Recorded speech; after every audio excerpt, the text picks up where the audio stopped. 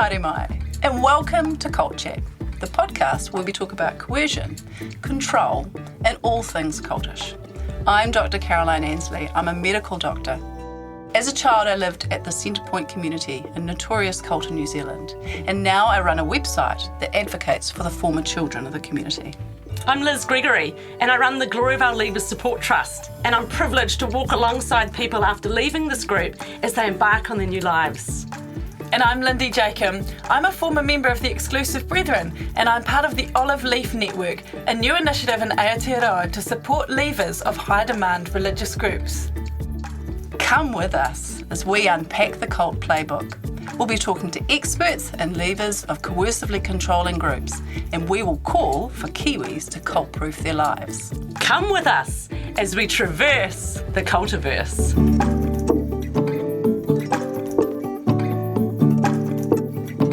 A warning, this podcast contains references to subjects and discussions which may be difficult for some people to hear.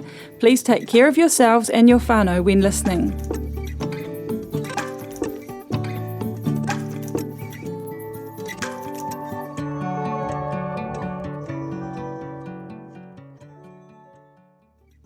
Howdy everyone, it's so wonderful to be back with you, Liz and Lindy, for another episode. Today we're going to be looking into the recent events in the news around Howard Temple's conviction for indecent assault with some Gloriavale young girls and women, and what that means for the community and what that means really for the public, and also thinking a little bit about the response from the Minister of Mental Health, Matt Ducey, and what it means to have the government responding in the way that they did. So lovely to have you both here. Thanks, Kaz. Well, I did a lot of talking in the last episode, but I guess I have to carry the can again in this episode because I've had a lot of former members and even current members giving me their thoughts and feelings around, the events that have occurred recently around Howard Temple. And we're not, just a content warning, we're not going to be discussing details of or victims and complainants, information and sharing anything that we shouldn't. We're going to look more at the broader discussion around what occurred, where to from here, what does it mean for Gloriavale, and the response to it, which I think you'll find really fascinating in many ways. So have we got, should we line out the details around what happened with the conviction, shall we? Yes, let's do that. So 3 years ago, there was an employment court hearing and a lot of Gloriavale former members testified and a lot of current members. It took 10 weeks to have the full hearing. And over that period of time, a lot of former members spoke on the stand about things that had happened in their life at Gloriavale, trying to set the scene for the employment court judge, who allowed the doors to open quite wide into what she allowed into her court. She didn't stick with just employment-related issues. She realised everything was bundled up together. And it was from that, I understand, that the police went through the transcript or were following along. I know that there was an Oranga Tamariki representative every day in court sitting there taking notes, listening. And obviously they had some concerns around things that they'd heard and went to various complainants. And from interviews that leavers have done, there were a collection of young ladies who expressed similar feelings and sentiments just about the use of touch, even in public, places, the boundary crossing that would go on around the kitchen, laundry, dining area, and that it crossed the line into inappropriate, what we call indecent assault in New Zealand. You don't have to prove intent with indecent assault. You just have to cross boundaries and touch in places that what it considered an average member of society would find acceptable. And it was found that an average member of New Zealand society wouldn't find this acceptable, and so he was charged. And so for 2 years he's been on bail, and he's mid-80s now, on bail, sitting just off-site in a Gloriavale property with conditions around him saying he was not guilty. But people in there, people who'd left, couldn't work out how he could not be guilty because it wasn't sort of private. It was, it was hugging and, inappropriate touching in places that aren't, just aren't yours to touch, and kissing on the neck and hugging from behind and perching chin on shoulder for minutes. This kind of activity is hugely damaging inside a group like Gloriavale. And the irony was anyone else who touched someone of the opposite sex would have been hauled into a servants and shepherds meeting, and Mr. Temple would have sat in judgment of them. And that came from someone in Gloriavale, that sentiment. Like, why did he not just plead guilty? Because didn't believe he had any bad intention, but actually there was other evidence came out on the news about letters he'd written and calling people his girlfriend and you're so special to me, and things that you and I, if we read, we would creep out. I recall in the Royal Commission, in the closing statements, a former member read a letter out that had been written by him, and your average Kiwi would feel like there's something not quite right here. And so I think that speaks volumes, though, to what happens inside these groups. Their morality gets turned upside down, your conscience sort of fades away. But Howard, he wasn't born there. He was actually an adult recruit, so he did live a life prior to joining Gloriavale. He would have had a sense of what was right and wrong, and he spent time in the American Navy. I'm pretty sure it wouldn't have been acceptable there.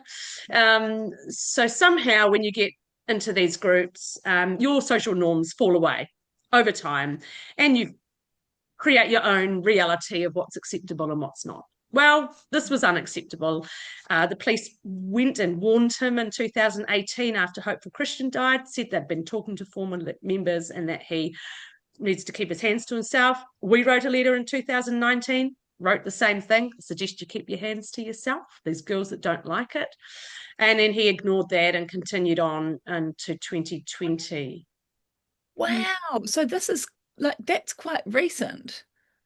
Yes, it is. But his defence was grandfatherly dynamic, grandfatherly expressions of support and whatever. That's nice. My grandfather, I don't know, did you have a grandfather who? I didn't have a grandfather who did that. But anyway, that was the defence. And the other one was pastoral dynamic inside a culture that's very emotionally and spiritually close. And I'm like, I attend churches, I've not had a pastoral dynamic like that one before. Yeah. So yeah, that was the sort of defence. It fails in so many ways when all you have to do is think about it for a minute, and it fails in so many ways. There were how many? Nine complainants?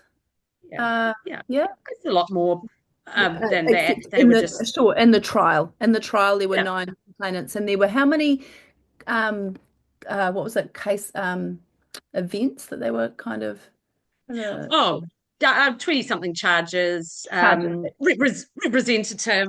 So basically it wasn't going well.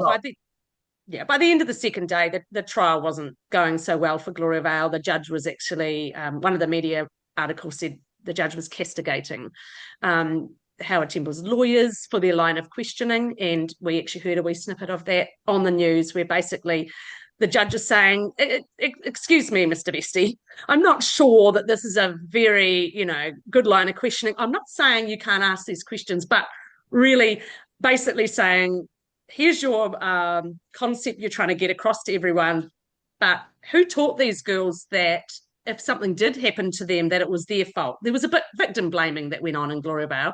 So you've got girls who, if things did happen to them, they didn't speak up because they'd been taught that they were the one that was wrong. And yet now they're getting this attention and public touch, and they're misconstruing it. And the judge in the end said, I don't think that line of questioning is really helpful. Like, who taught them? Basically, it became clear, I guess, to the lawyers that it wasn't going so well for them. So I understand the judge basically said to them, I'm the one that's going to make the decision on what is considered indecent assault. And I think he just invited the police, the prosecution, to talk to the other side, something called a plea bargain or a plea deal. And that's where, behind closed doors, the two groups get together to decide whether they wanted to drop some of the lower level charges and just have Howard plead guilty to the more serious ones, which is what they ended up doing. They dropped some of the lower level ones, and he pled guilty to the more serious ones, which makes the next thing I'm going to say more complicated, because people in Gloriavale are downplaying it, and they're saying, oh, so it's illegal to hug people now. It's like, no, the hugging one's got dropped. No, it's not illegal actually to hug people. But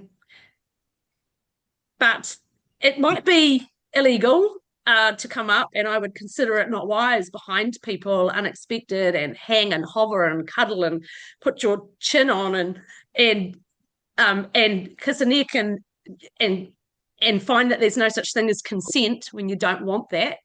Yeah, and you're in an environment where you can't consent anyway. So like any kind of right of response from these young women is impossible. There's no ability to. And I'd be curious to know how much that was explored. Is that because one person I mentioned this to, and I'm going to be the devil's advocate here, has sort of responded and said, well, this sort of activity would happen across law firms all across New Zealand to young female interns, and that's the devil's advocate response. And so what the difference obviously is, the average law firm across New Zealand is not a closed community with strong submission ideology and no ability to leave. And there's a massive power difference there as well, but the context is highly different if you're a third, fourth, fifth generation young person who has only seen women punished and humiliated and ridiculed for any kind of objection of this variety. So what was there in the trial to communicate that social context that makes this? I'm not even suggesting that sexual harassment in a legal context in a law firm is okay. It's absolutely not okay. But this is even more than that. It is. Yeah, so I wasn't there in the court listening, and so obviously just relying on media articles. But it is clear that there were attempts from the complainants to help the judge understand the Gloriavale context, where you are in a power dynamic. Your ability to speak up or hold an opinion or say you don't like something, or you do. Although on occasions it appeared that he did actually ask a young girl, oh, don't you like that? She must have got a fright. And so, oops, all of a sudden. But I'm aware of a situation where he said that to a young lady, and when she said, no, I didn't like it, he said, well, what are you going to do when your husband sort of touches you? And then I'm like, oh, so hang on. Is there a category difference here between a husband, and is he trying to suggest he's in the similar role to a husband? Exactly. Or is he trying to suggest that the husband is in a similar role of power and control once he's married the woman? And potentially it's that. Yeah, either is no good. It either is that he doesn't have any say either way. There we go. So really, and these are the responses that come forward out of groups like Gloriavale, and both of your eyes popped at the same time, because I don't think someone in a law firm would say that to someone who has experienced an inappropriate boundary crossing. And so what does it do? Well, I think it did a few things.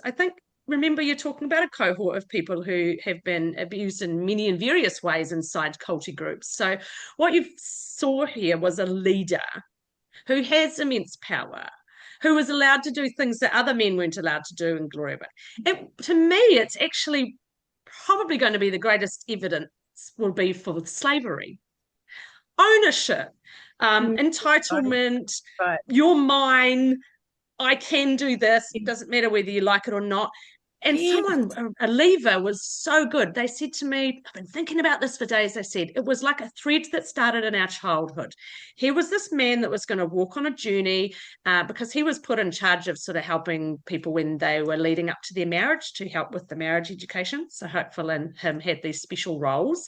And so they said it was like a grooming. And, sorry, just hold for a second. By marriage education, do you mean sexual education of sexual union? Yes, definitely. So those discussions would happen with a single girl and a leader like Howard prior to marriage. And then the What? expectation was if the girl had difficulty or was there any problem in the marriage at any time, you'd go back to this leader. They were sort of like your confidant. Yeah.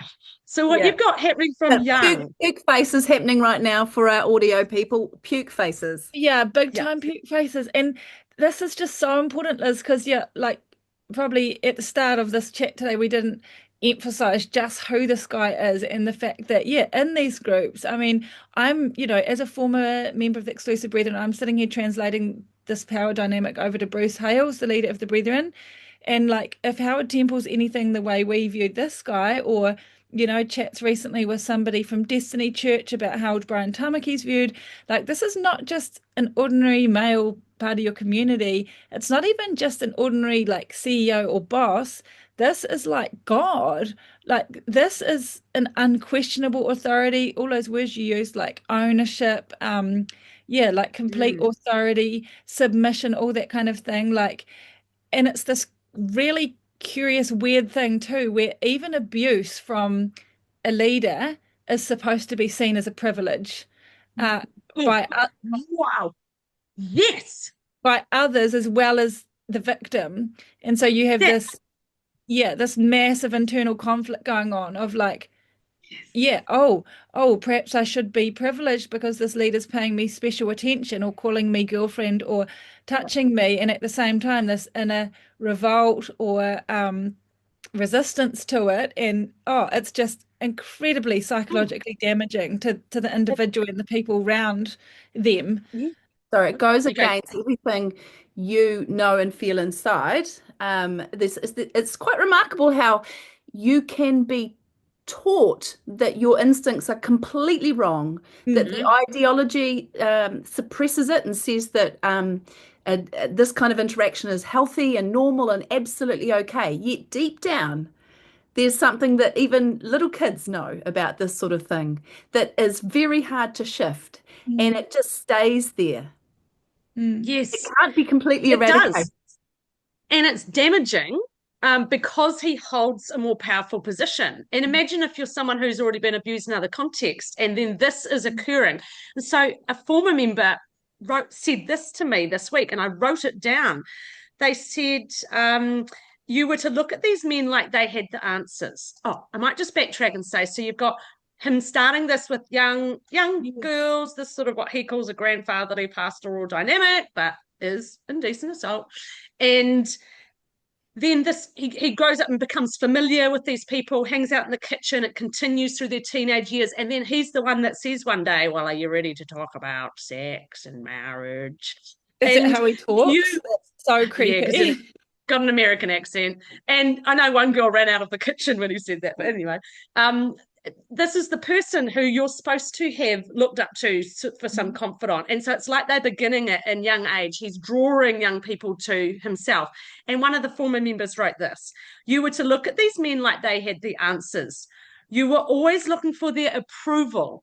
In fact, you were so damaged and groomed by them that you kept the relationship alive and became codependent on their approval.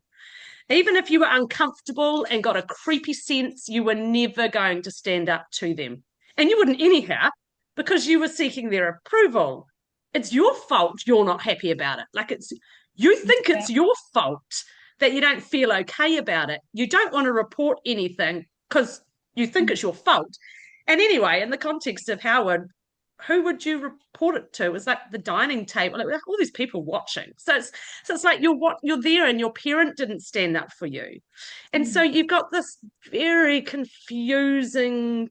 It's very confusing, I mean, and it's a perfect environment for a predator to groom and get his or her way. It's absolutely it's horrifyingly perfect. In addition, you've also got children starved, absolutely starved of a true, safe, life-giving, emotional mm, connection and And safe physical yes, affection. exactly. Safe physical yes, affection, emotional and psychological building up, like Mm. in that context of emotional starvation, Mhm. the need for this person's approval, plus everything that you've described socially about what makes them the pinnacle of the most important, they're just desperate. I mean, like that happened at Centre Pointers too, like this With grooming Bert Potter. environment. Yes. Well, yes, absolutely. Same thing. He was on the pedestal. He told everyone what was normal sexually. Kids were completely ignored for their social, psychological well-being. All the environment reinforced the kids along with this behavior, and it looked externally like they were into it. But Yes, or reciprocating was the words that we used. Oh, these girls look like they were reciprocating. Oh my yeah, the gosh. cards Oh were my absolutely gosh. stacked against them because they were in this context of scarcity where their Yeah. emotional and psychological well-beings were needs were being literally starved. Yes. You Yeah, take and there's what no in, and or you get punished and blamed. Frankly, Yeah. you are so socially reinforced to go a certain way. Yes. yes, Yes. yes, Oh, that. and I don't believe, and from what I know, I don't know any person that went out of their way to have that. These girls were serving at the tables, working in the Absolutely. kitchen. Yeah. Yeah. They, they Yeah. were doing the work that was expected of them, and lots of them said they used to try and not have to serve at his table. But I'm worried about the grooming side, and that other predators were watching. Yes. Other Yeah, predators got ideas Yeah. totally. from seeing this behavior and Mm. thought that they too might be entitled. And what a surprise to them. How could they not be? I've seen leaders behaving this way. So I think it's set up a very dangerous, just a dangerous set of circumstances Mm. within the community. Yeah, I was just thinking what you're saying about how the other leaders were, or other men or people who were predators were punished for that. Because at Centre Point they weren't. They were rewarded and encouraged along Yeah. that pathway, which is what created the overt Mm. Yes. sexualization of children. Whereas you're describing something that was a bit more clamped down. Yes. Um, yeah, Christian conservative moral standards. I know it seems like the greatest oxymoron in the world to have literally this high number of percentage of sexual offenders having gone through the courts coming out of a Christian community. Gloriavale can't fathom it either. They just think that the devil got in. they haven't actually ruled the straight line yet, and they're not willing to rule it to Howard. So we'll spend the last sort of few minutes looking at what's the response been inside or from former members, and I can only speak behalf of the ones that have spoken to me, and some want me to share their views, and some are even from current members. But they definitely want it to be noted that it was unwanted. They felt powerless. Howard thinks it's grandfatherly. People inside Gloriavale who are loyal to Howard, particularly the older generation, they just feel so sorry for him. They just think he's been hung out to dry. It was persecution. The email that went out the night before his court case, it was the title of it, The Trial of Our Faith. Oh And then, my gosh. God is with us. Let's pray for Howard. And I'm like, the trial of your faith. This isn't about persecution. This is about prosecution. Can't you just own this stuff? Oh my They've, gosh. I couldn't they've agree more. This is not about persecution. This is just they've really prosecution. It's set holding that up. someone to account. The kids in school were praying that Howard didn't go to prison. Oh, Look, it's so there's definitely a big group in there that honestly just think Howard was just being grandfatherly. This has all been blown out of proportion by bitter people. And they were talking about evil people in the breakfast table the day of the thing, the evil in the in the high places, not meaning the courts, but people using the authorities of the world to bring accusations against the brethren. That was their rhetoric Sunday and Monday. And then oh Monday, my, Tuesday happens, and he pleads guilty Wednesday. And I'm thinking, oh, are they going to be confused in yeah, Gloriavale? Like, Howard's pled guilty. So was yeah, he guilty last week? Why is he guilty this? Did he lie when he said he wasn't guilty? Was he lying now when he says he is guilty? But actually, people in there aren't willing to deal with those sort of cognitive dissonance and those questions. They're just saying that it was persecution and Howard's just a lovely man, and these people were evildoers, so victim blaming again. But I understand there's a younger cohort in there who also have found it creepy, and they're a little bit upset actually about this situation. Because Howard, when all the abuse, big revelations of it started unfolding from 2020, Howard was the flag raiser, and he was actually the one encouraging them to get in behind new safety standards, new policies and procedures. What year, sorry? 2020, 21, 22, 23. Oh, hang on, that just makes no sense to me. Yeah, because he really doesn't believe his actions fall into the category of what he was understanding happening at Gloriavale. So he just doesn't, he is a disconnect, okay? He's just now being judged by the same policies that he was telling everyone should be in place at Gloriavale. He's just falling on his own. He can't see that. No, but I think inside these groups you can't see clearly, can you? Yeah, and so I think there are some people in there just disappointed with his response. So the next question is, does he stand down? Well, Stephen Standfast, who's the next up and coming over, seeing Shepherd himself in the employment court, actually made comments about Hopeful Christian. And up until then, it had been very much Hopeful was not guilty, and he was just, he went to prison in the mid-90s, persecution, evildoers, people telling lies. Remind us what he got put in jail for those people who don't know the background. Oh, shocking. It was more than indecent assault. It was... had it been the new laws that came in a year or two after his conviction, it would have been considered rape. It would they're the most serious of sexual offending. Yeah. Terrible. And this is the previous leader. This is the previous leader. Yeah. But he said he was just helping people prepare them for marriage. And so there was always a godly excuse, you see. So people in Gloriavale have believed this for years. So Stephen Standfast is the next up-and-coming overseeing shepherd. He gets cornered in the employment court, and he's asked a question by Brian Henry, like basically, shouldn't that man have been stood down? And Stephen made the most astounding statement. He said, Hopeful was a tool God used. It would appear there were elements about him I would call serious failings. And at that point, I'm like, wow, Stephen's actually publicly admitting Hopeful had faults. That's a first. But he said, but I don't believe the church, the community, or so many of the good and right things that take place in our life are evil or wrong, because he sinned in that area. I literally just about fell off my chair. And I remember thinking, I hope the media caught the significance of that statement. Stephen has literally admitted Hopeful sinned. This is the guy that wasn't supposed to be able to sin. So Stephen has some moral viewpoint here. And he's saying that he himself would have stood down if he were in that situation and had been, found to have done those things. So Stephen basically admitted Hopeful probably should have been stood down. So now we're in a situation where Howard has pled guilty for indecent assault, regardless of his motivation or not.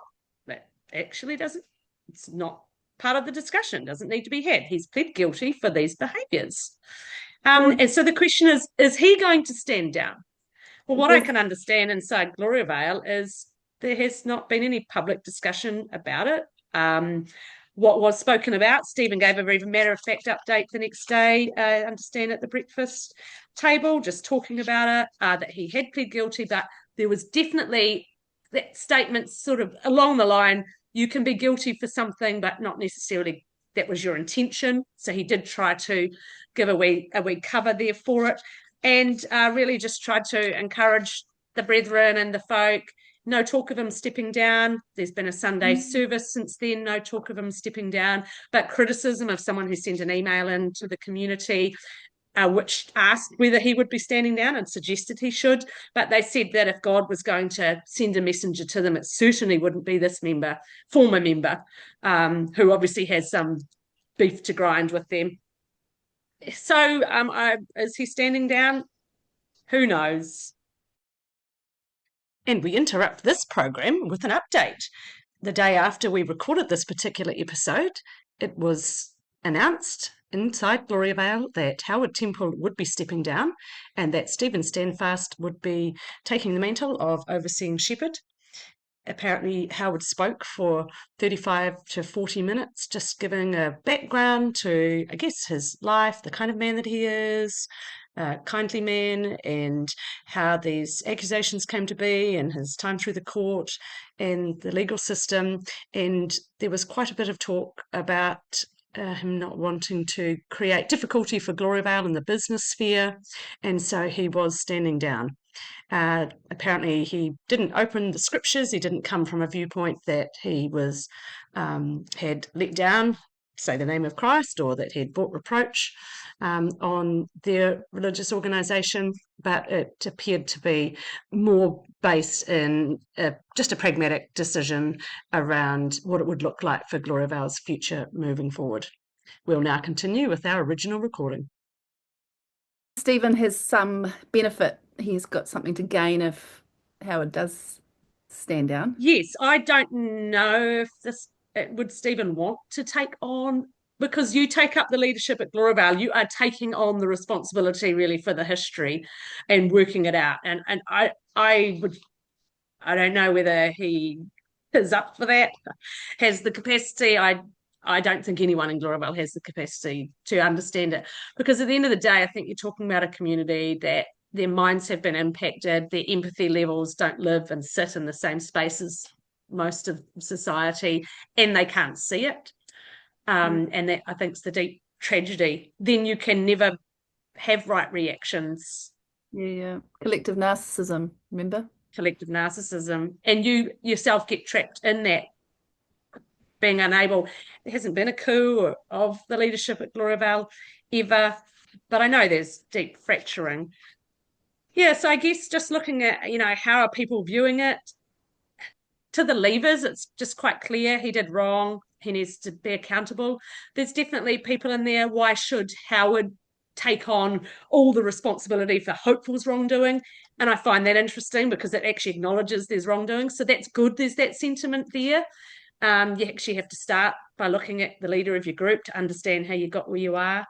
But Howard doesn't need to take on Hopeful's wrongdoing. He just needs to take on his own, and the fact he was a leader, and he did cover up Hopeful's wrongdoing, and he did know about some of that, and he hasn't done right for many years. So he does need to own that as well, because if you want to take on leadership, you take on the responsibility, you take on the accountability. So Howard needs to own his share of that.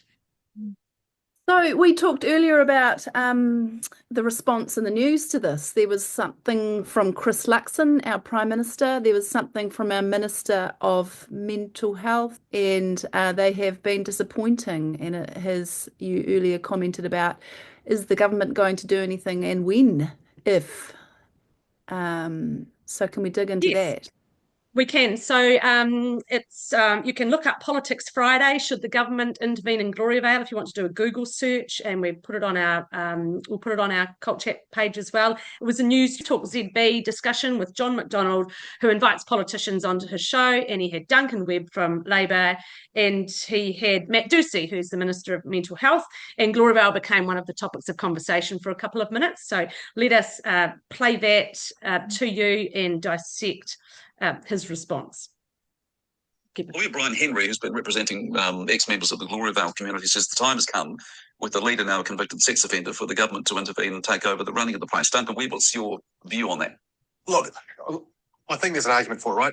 When big organisations fail, the government does have power to appoint a statutory manager. Did it with South Canterbury Finance, it's done it before. And this is it's actually an organisation with a whole lot of vulnerable people, a whole lot of children, and it's not good. There's a lot of harm that occurs there. The Aero has said time and again that the school that's on site there is not delivering good educational outcomes for kids. I don't think it ever will or ever can. So I'm actually leaning towards Brian Henry's view here. Right, so it's a roundabout way of saying, yes, the government should take over. Well, certainly should do more, and this government has stepped back. Oh, hold on a minute. No, what did you guys do? Well, two things, or many more than two things. We put together a cross-ministerial group to actually push things like the education, the social services, the health services going into Gloriavale, and to do more. The Aero report that's coming out is because we pushed for it, and it's been ongoing That's since all very well. And I'm sure we come up with other examples, but none of them have done anything to deal with the fact that there are kids living there being abused by some paedophiles. Yeah, and the police actually had a task force which was constantly going in, and also not just going in kind of in a police way, but building relationships. Because one of the problems, and I went to the decult conference here and heard about it from one of the victims. One of the problems is that the victims don't feel ready to speak out because of the huge power imbalance that goes on in that place. So the police were working hard. They were disestablished under this government. Right, Matt Ducey, what is the government going to do? Well, I think it's first to point out that Brian Henry hasn't called for Gloriavale to close. He's asked for the government to take over. I think his words were there was a group of law-abiding citizens living there. I am not of the same view as Duncan that the government should intervene in the sense of whether it's taking it over or maybe establishing a commissioner. But clearly, if there's concerns around young people, it should be reported to police. Oh, man, and No. Oh, don't come to us, ring the police.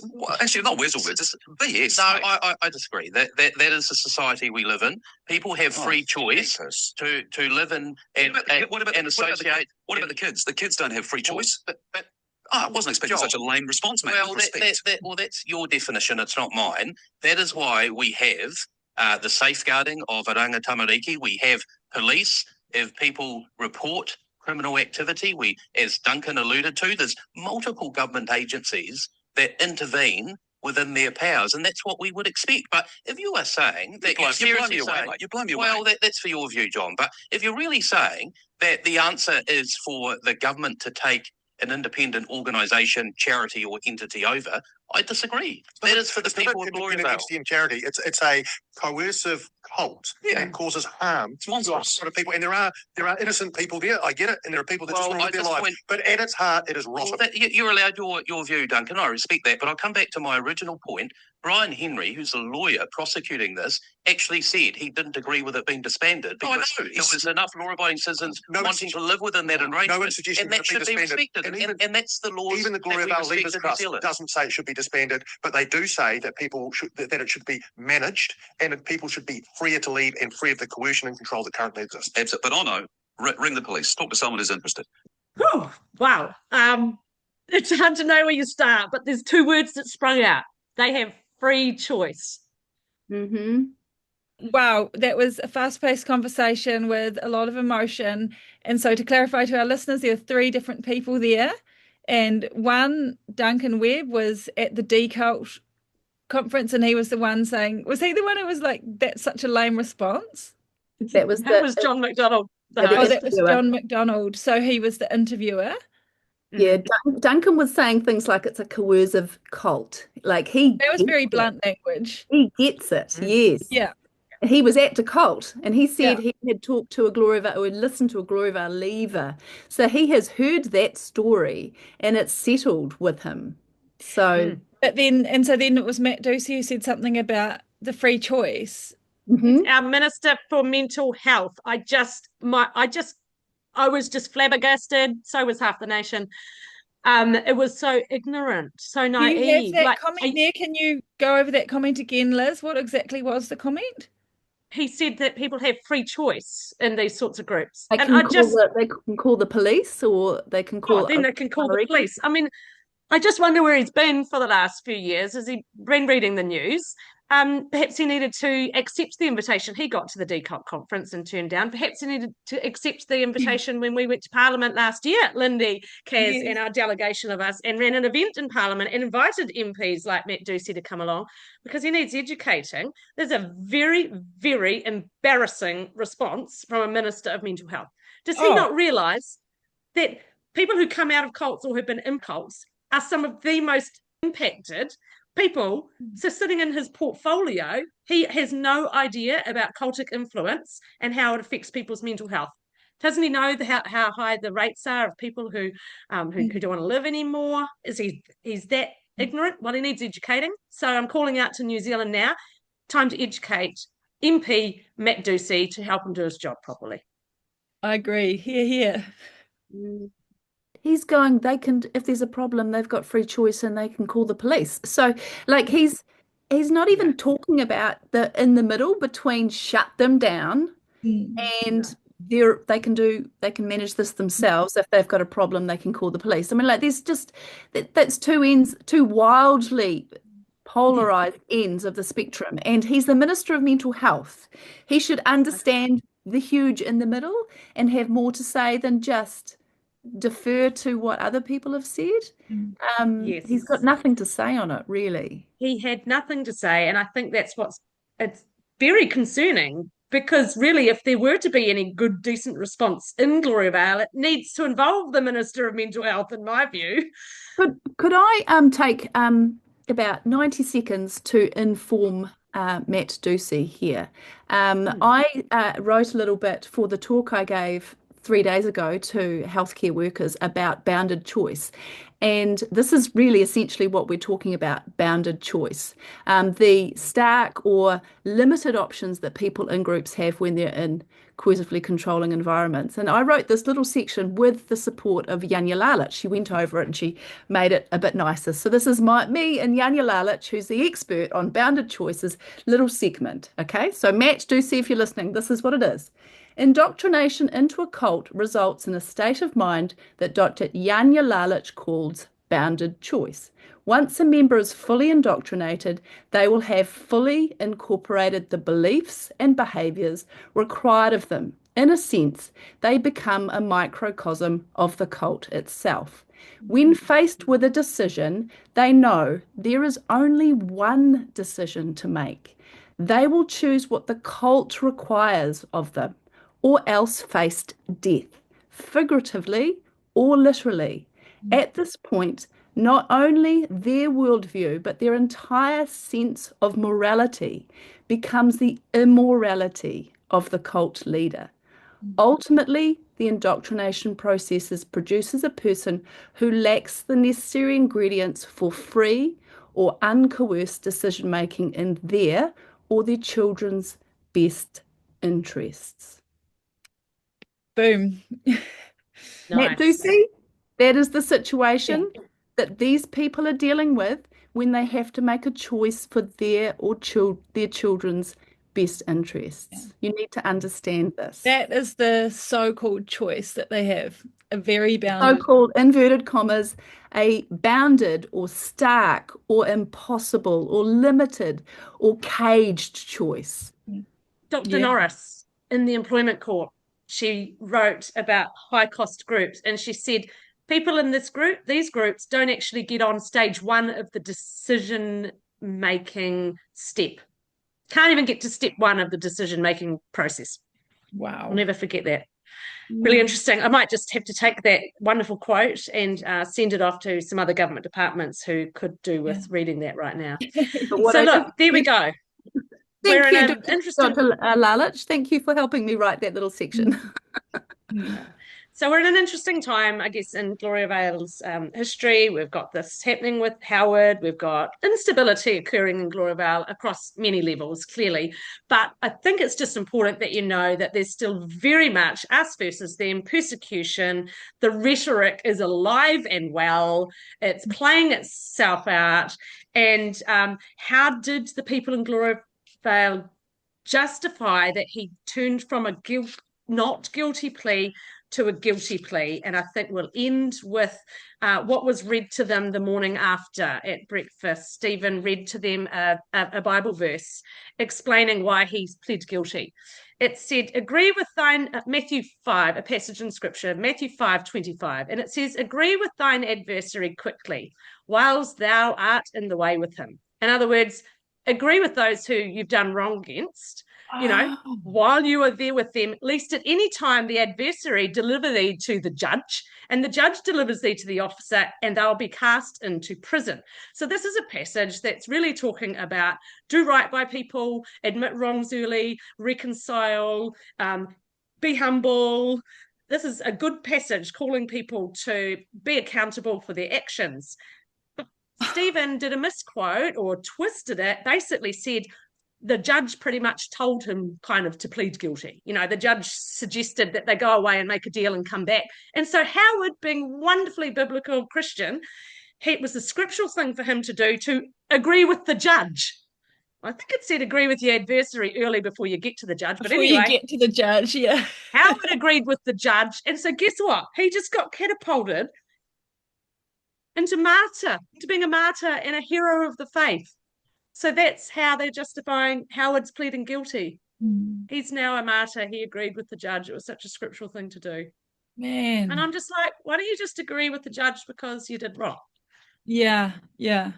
Wow. Like, isn't this something that happens in cults? Like every time there's a doomsday kind of prophecy that the world's going to end in 1983 or whatever it is, then, it just sort of fast forwards to another point where they kind of re-examine and kind of go, well, we must have got something about the prophecy wrong. So it doesn't produce this sort of sudden drop in realization. No. Someone on Facebook said, oh, I'm guessing there'll be lots of people packing up and leaving Gloriavale over this. And a former member said, no. And I said, I doubt it. I've not seen that happen in the past. This isn't enough to make people pack their bags and leave Gloriavale.